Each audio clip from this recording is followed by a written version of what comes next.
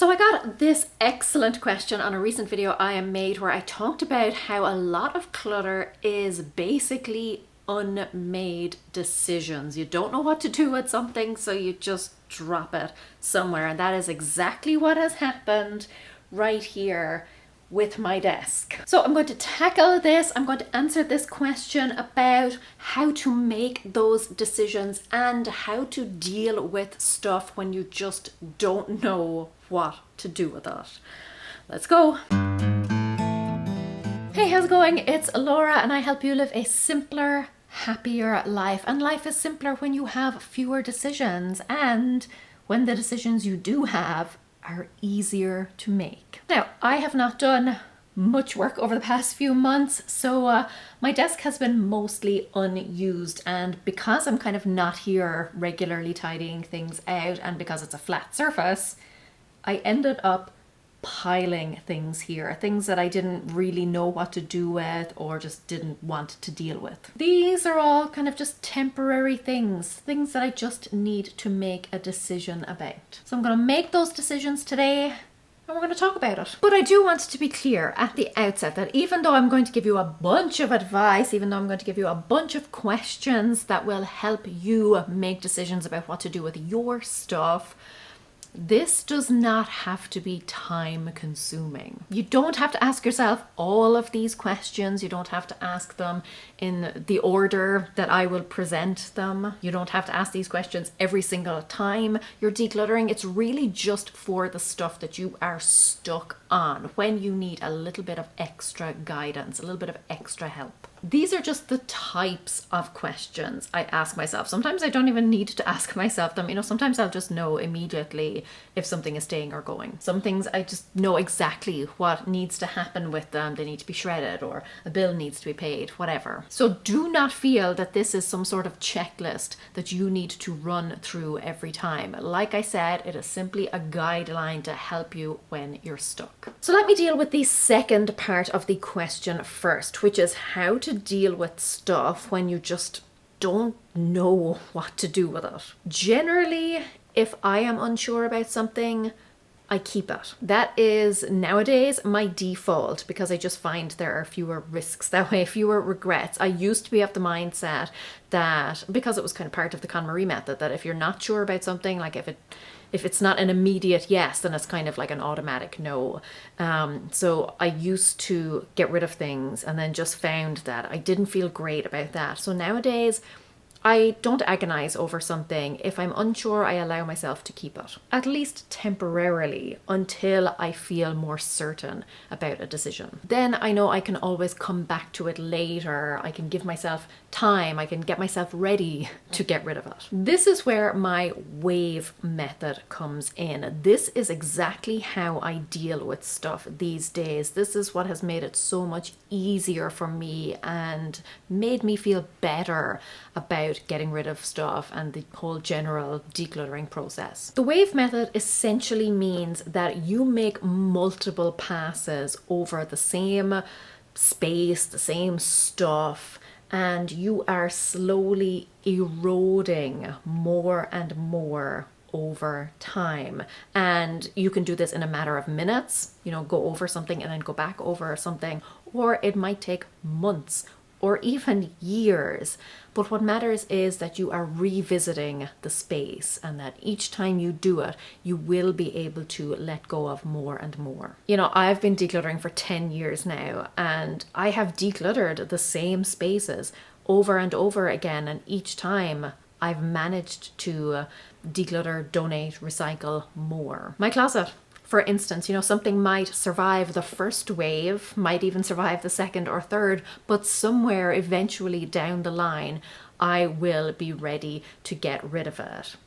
Its wave will come. So I don't agonize over stuff anymore. I trust that eventually I will find the solution. So that's what I'd say to you. If you are really unsure about something, if you're agonizing over something, just keep it for now. Time and space give us a lot of clarity. They help us process things, even subconsciously. We change over time. We evolve over time. Our likes and dislikes change. And so when you give yourself that time and that space, when you come back to something, the decision might be so much easier. There have been plenty of things that I have struggled to let go of, things that I never thought that I could part with. Never thought in a million years that I would ever let them go. And then in the space of one wave, they were gone. I just got to a stage where I realized I didn't want or need them anymore. I had grown out of them. So to answer the question about how to move through stuff when you don't really know what to do with it, move in waves. Come back to it a week from now, a month from now, a year from now. And in the meantime, just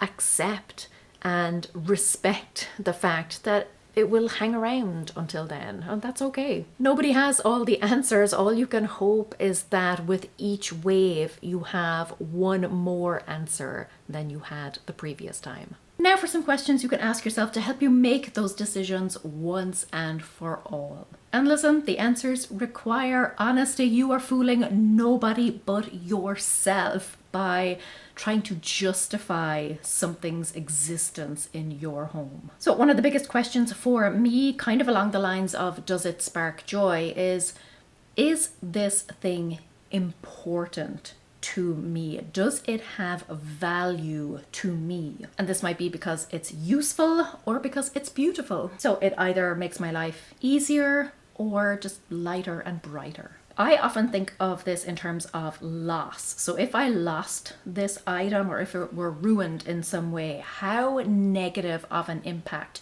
would that really have on my life? Years ago, I had this top that I kept, full stop. I kept because, I don't know, I hadn't worn it in a long time, but I loved it. I believed that I loved it. But then one day I was looking at it, I was just flicking through my clothes and I spotted it and I saw that it had all these tiny little holes in it, and I assumed then that a moth had got at it, and I was kind of like, oh well, that sucks, but I guess I should get rid of this now. But when I actually went to take it off the hanger, I realized the top was actually fine. I don't know, it must have been just like the light or something, the way something was shining on it. And of course my immediate reaction was just to put it back on the hanger. It's like hang it straight back up, but I paused. I realized that just a few seconds previously, when I thought it was ruined, I had basically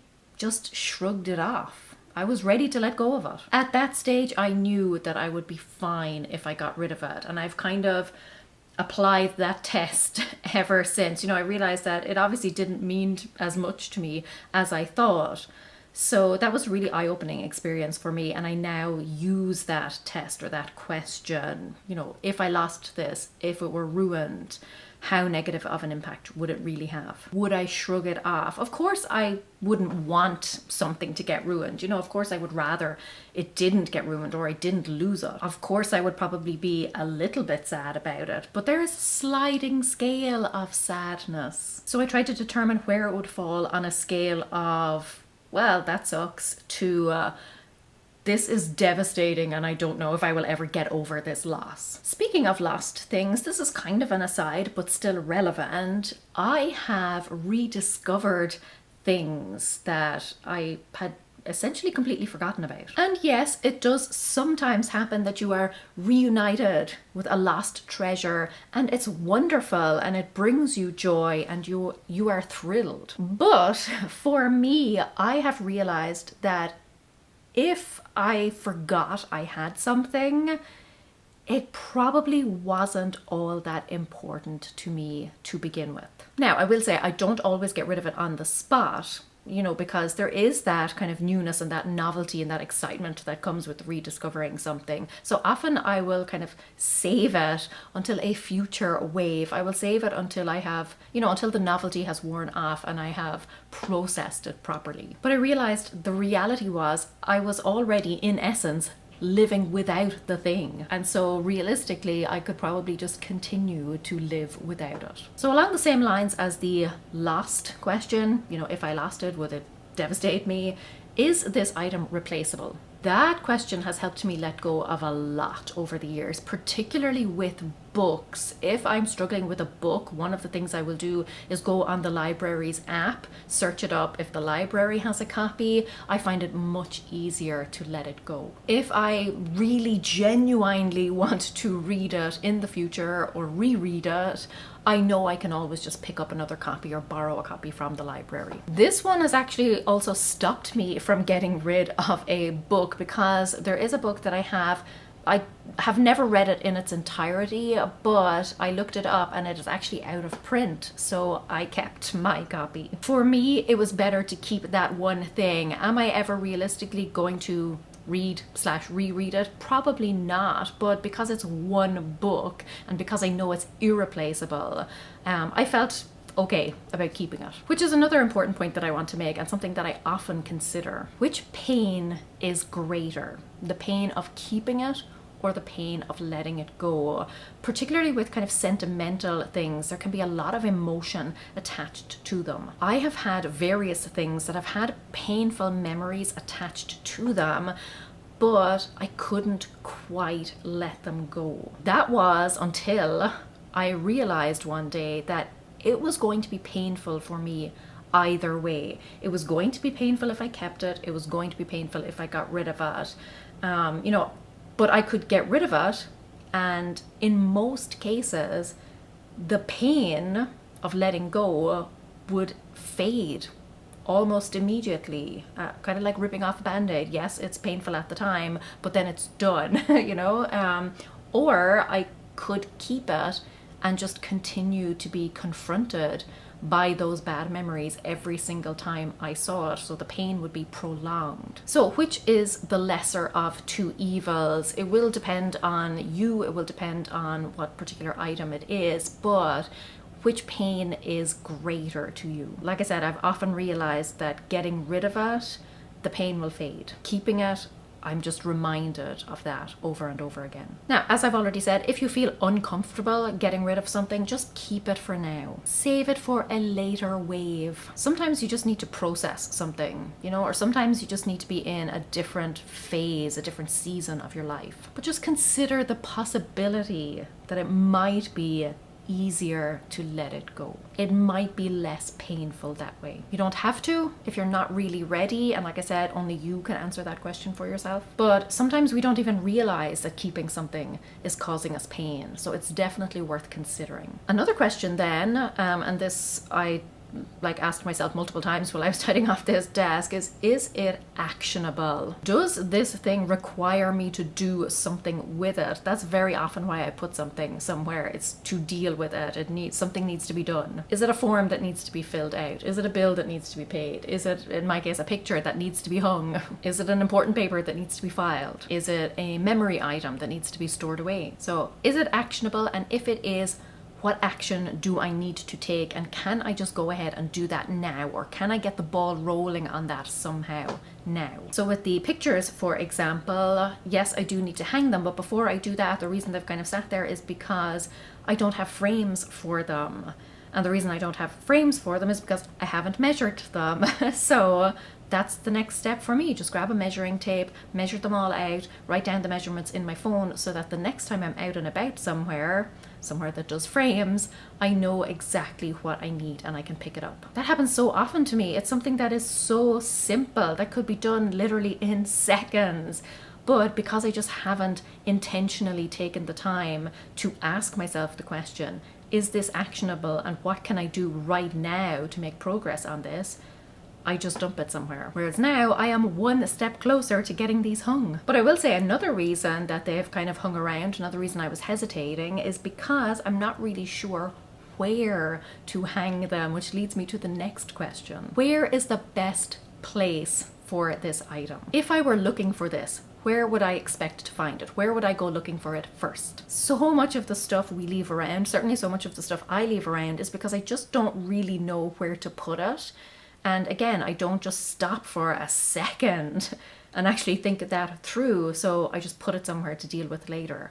But it would only take me a second or two to make that decision. You know, we just think, oh, that's fine, I'll just leave it there, I'll find a place for it later, and then 6 months go by and it's still sitting there. Make the decisions. Most decisions aren't actually difficult, especially when it comes to stuff. Like, there's not much riding on it. They're not life or death decisions. Just choose something and see how it goes. If you don't like where you put it, you can always move it. But following on from that, then, for the stuff that is actionable, are you actually going to take action on it? Are you going to do whatever is necessary to deal with this item, whether it is filling out the form, applying for something, mending a broken item, measuring all the prints? Because there is a world of difference between something being actionable and you taking action on it. If it sat there for a while, realistically, do you really want to do something with it, or could you just let it go? Are you willing to make whatever sacrifices are necessary to get the job done? We can't do everything, much as we would want to. So there are certain things that you just have to accept. It's not going to happen. It's not, the season that you're in right now. It's not that important to you. You have other priorities. It's okay to let some things go. You don't have to do everything. Just because it's sitting there doesn't mean that you have to do something with it, other than potentially just getting rid of it. Just because you can do something doesn't mean you have to do it. I kept so many things over the years thinking, oh, I was definitely going to do something with that, kind of like that fantasy self stuff. I'm definitely going to use all of these notebooks I have accumulated. Definitely going to re-landscape my entire garden. Definitely going to learn how to sew, make all my own clothes. And yes, they're great goals, but realistically, what am I willing to sacrifice in order to do those things? What am I willing to give up? Like, is it really important to me to be that person? Or do I have enough on my plate as it is? Am I happy with the way things are? Is this something that I could easily pick up, at some point down the road when I decide I suddenly do have that burning desire to do it, and I have the time and the energy and the resources to devote to it? And then, as well as basically, am I delusional by keeping this and thinking I will become this person? But one question that has helped me a lot is, am I being selfish by keeping this? Could this item help someone else? Like, someone else could be actively using and enjoying this, whereas I'm just letting it sit on a shelf collecting dust. A good example from my own life, I had a sewing machine, and years ago, I did use it a bit when I was younger, but I kept telling myself, no, I'll keep it. I'll definitely learn how to sew properly. I'll definitely be making my own clothes. Again, delusional. It sat there for the longest time and I just wouldn't let it go. But eventually we moved countries and so I did, and now my dad uses it. Listen, my dad is over there in Ireland sewing up a storm. He also went and bought himself an overlocker, just kind of like a specific type of sewing machine. He bought himself an embroidery machine. He is whipping up cushion covers and tote bags. He is embroidering everything inside. He is reupholstering things. He has discovered a whole new passion. And would he have discovered it anyway? Maybe.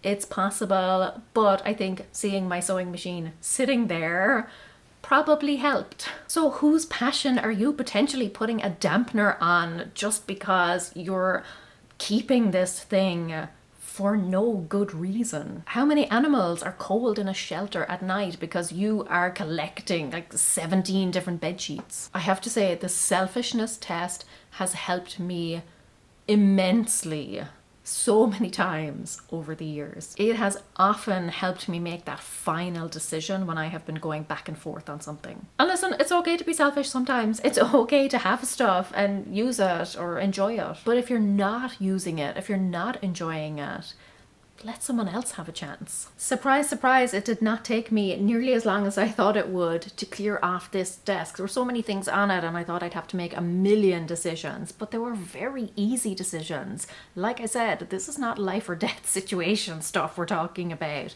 So I just picked up each thing. Again, asked myself, is this valuable?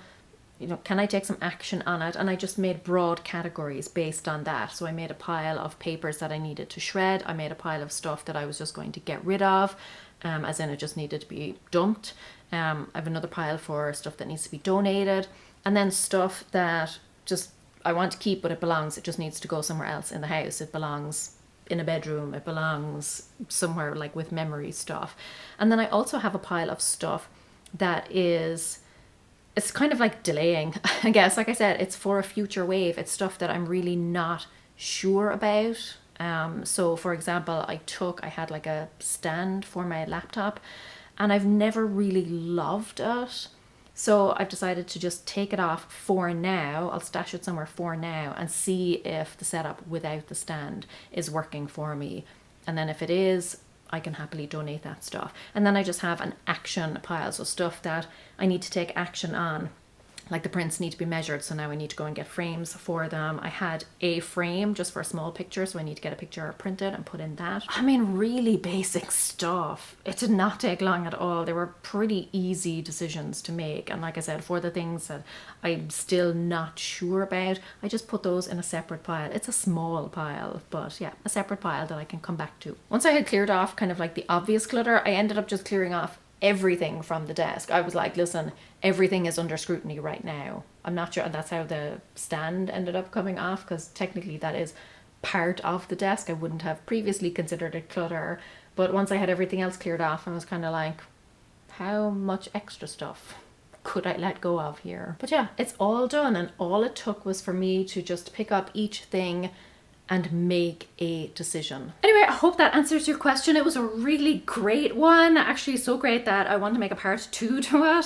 So in this video, I kind of tackled making decisions as it relates to physical decluttering, but I'd love to make another video about how to tackle just general life decisions, you know, how to get rid of that mental clutter when you have a bunch of open browser tabs in your brain. Obviously, make sure you're subscribed so you can catch that one. But let's face it, it is really difficult to make decisions on clutter if you can't even identify it. There is a lot of hidden clutter in our homes. You know, that ninja clutter that you don't necessarily see, but you can sense it because your home just feels off in some way. That's what I talk about in this video, is how to spot all of that hidden, sneaky clutter. Go check that out next. Make all those decisions, get rid of that clutter once and for all. And until then, gur raibh míle maith agaibh. Agus feici mé sibh go luath. Slán!